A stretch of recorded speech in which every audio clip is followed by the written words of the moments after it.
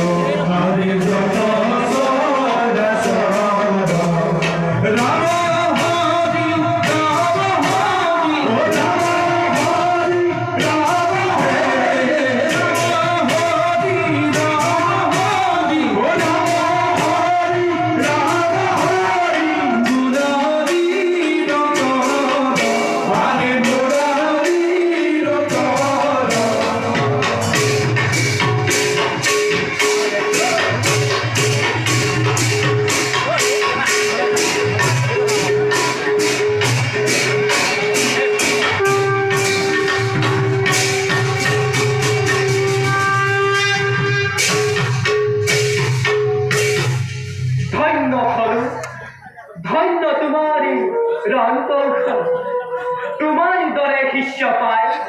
আজি মই গর্বর ভাষণ করিছি প্রভু গুরুদেবর প্রসন্নতাই শিষ্যর বাবে শ্রেষ্ঠ উপহার হল প্রভু যি মুখ তপ জপ দক্ষ দক্ষে প্রখণ্ড করে প্রভু তাত মই দুটা বল হল প্রভু খোজা মুখ তোমার মন প্রভু যদি সঁচাকৈ আপুনি বৰ দিব বিচাৰিছে মোক তেন্তে প্ৰভু দিয়ক প্ৰথমটো বৰ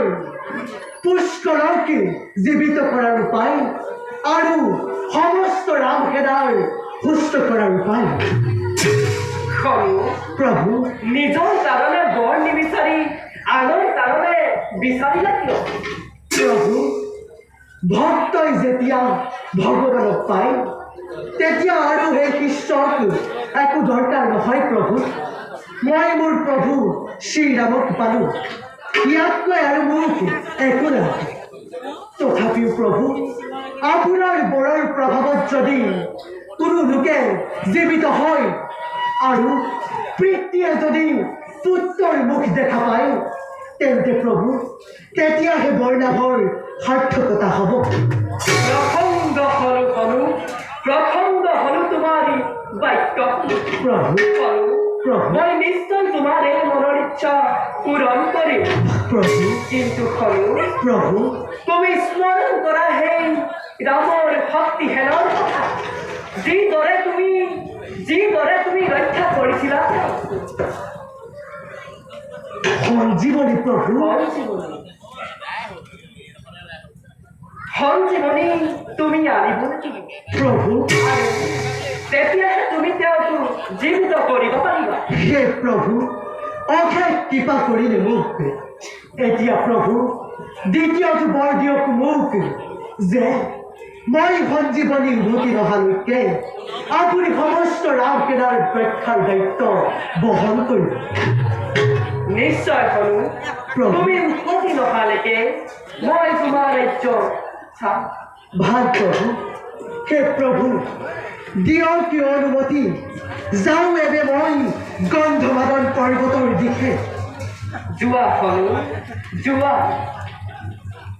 ভাল প্ৰভু।